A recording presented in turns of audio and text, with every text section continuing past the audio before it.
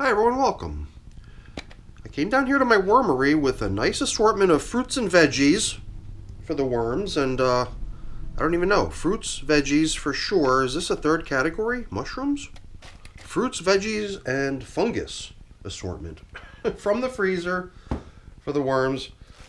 And these systems, I don't know if it was last time or maybe two check-ins ago when we decided that we were going to start paying a little bit of closer attention to the types of things that we place into these fairly mature systems. Because at now 200 days of age, yay, 200 days is their number of days in service. These systems have been fed 16 times over those 200 days. Last check-in 12 days ago included a good model of the sort of things that we're going to be using today. And I guess the best way to classify them was the way I think I classified them even in the title of the video last time, was fast foods or easy to eat foods. I guess the whole idea is that after no residue or leftovers or slow composting stuff that's going to kind of litter the lovely worm castings. Because even though I'm still treating these as everyday systems where we're going to include bedding with the feeding, they are now the oldest systems that I have where I'm still including bedding with the feedings.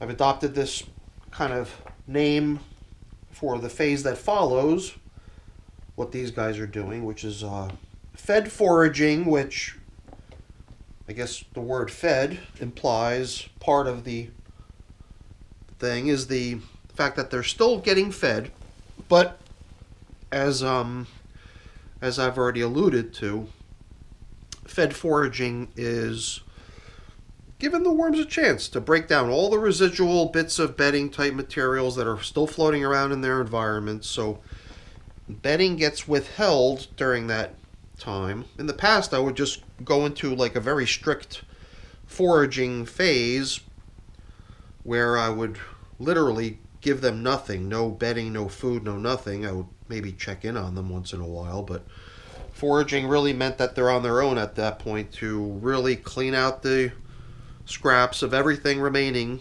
in their environments before we would proceed to separating them from the material they're inhabiting, moving them on to something new. But it seemed to me that that was a little bit drastic. It seemed like I could still probably use systems that are gearing up for harvest as places to continue composting kitchen scraps and household waste and stuff, but do so in a way that you can expect whatever it is that you're putting in there to be gone pretty quickly, you know. I think there was another differing point of view, or maybe even point of clarification. You never know, you know. Sometimes it's just opinion, other times it's, you know, people that really know what they're talking about. But one of the comments did suggest that, hey, as long as you're still adding food, you really shouldn't expect a great deal of progress towards the finish line, because the worms are just going to eat what you just gave them versus working down that stuff that you'd really like them to be polishing off, is all the little residual scraps of leftovers that still remain. So we did just a moment ago at the 11th hour stumble on one of the corncob spheres in bin number 2. Last time I believe we found 2 in here. This time I only happened upon 1. Or maybe I did happen upon another one and I just sort of spaced out and didn't pay it any attention.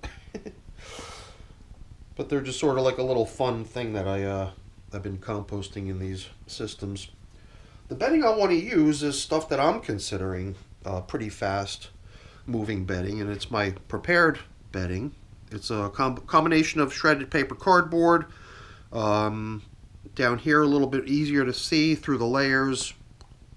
Bunch of leafy matter mixed in with moisture, so this stuff, depending on the batch, could be pretty soaking wet or maybe not even very wet at all anymore. So just depends on the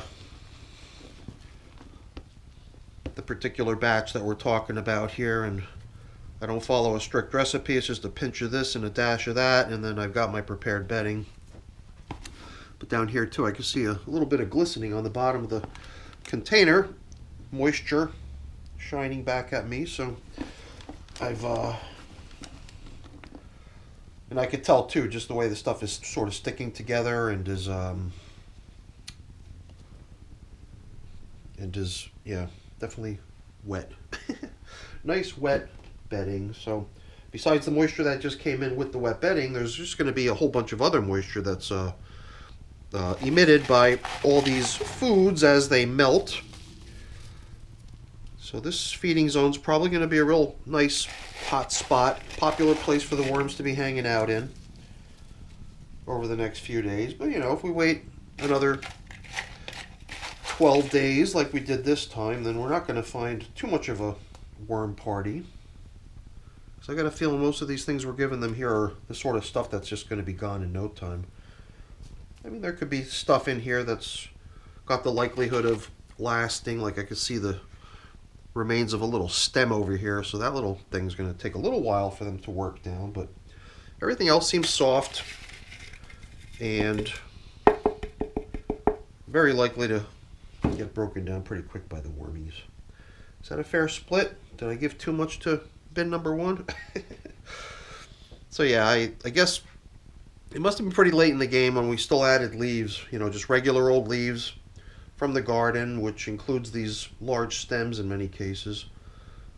And that's a thing of the past at this point too, because now when I go outside to bring leaves in, the stems give. The stems, I'm able to take a handful of material, crush it, you know, break it down really small, so only stuff that has sort of passed that test of let's not forget the corncob sphere. Only stuff that's kind of been already crushed small enough to fit tightly into my hand like a snowball is the stuff that I'm bringing in, and that includes crushing every stem into little bits so that they're not holding together like an entire stem. These stems were bought inside while these leaves were still fresh enough after being gathered that the stems just simply wouldn't snap like that the way they do now. Now after a few months they've managed to dry enough that I can actually bring leafy stuff in from outside that's not full of huge monstrous stems, but you know, they're gonna be around for a little while. A little reminder of the fresh batch that came in this year. I was out of leaves there for a little while. I was trying to really ration what little bit I had remaining from the previous season's collection of autumn leaves, and I think I even had a little stretch of time there when I had already run out and I had no leaves. So it was kind of nice to have the fall collection starting up again and bringing leaves in again for the worms. However, despite being real pretty to look at, all the autumn leaves, they were still a little bit too fresh and soft and springy and resilient to getting broken up. But now they're getting really nice. Interesting. Moisture-wise, it does feel a little bit dry out here. And do you notice another thing too? I definitely notice an absence of worms in this material, so I think we're just going to go ahead and see if we can remedy that a little bit over on this edge. Drop in a little bit of moisture to accompany this lovely material that they should be hanging out in, but aren't. So it's so convenient to have this charged up sprayer here on the ready. It makes me wonder, are we going to encounter a similar thing over on this edge near me? Let me return the sprayer and we'll take a peek there too. There we Right here does not seem as dry. Okay, good. I guess there's just that little section, whatever. Maybe the plastic wasn't covering things quite as thoroughly as they should have been, but oh, somehow I had a hunch that I was going to still encounter another corn cob sphere, and I believe that that's what I just found right here.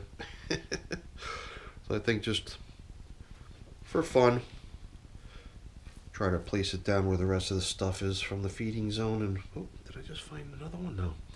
This is actually the section of the bunch of bananas where all the bananas connect together.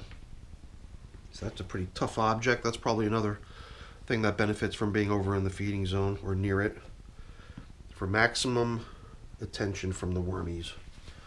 All right, that was a fun little check-in there. I guess we would have been done by now if it wasn't for the dry stuff that I encountered on the edge over there. But it is really nice to have that charged up water bottle right there. In the past, I always used to use like an old squirt pump bottle. And I could sit here pumping and pumping and pumping. I would probably still be over there. Squirt, squirt, squirt, squirt, squirt, trying to dispense as much moisture as we did in about a minute's time over there.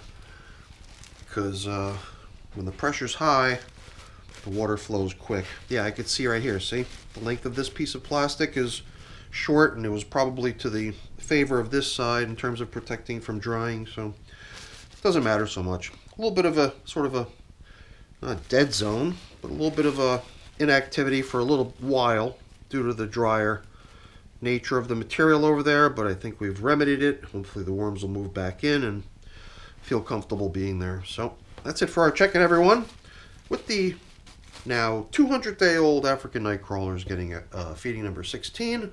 No, 17 today. And the only thing left to do here is for me to get stuff cleaned up, put away. I'm not going to keep you around for that. That's boring. Before I go really quick, let me just say thank you. Thank you so much for watching. Hopefully you enjoyed the video. If you did, as always, please don't forget to leave me a quick thumbs up before you go. That's always really appreciated. And if you haven't done so already, please also consider subscribing to the channel. That's very much appreciated as well. All right, everyone. Have a great day. Thanks for watching. Bye now.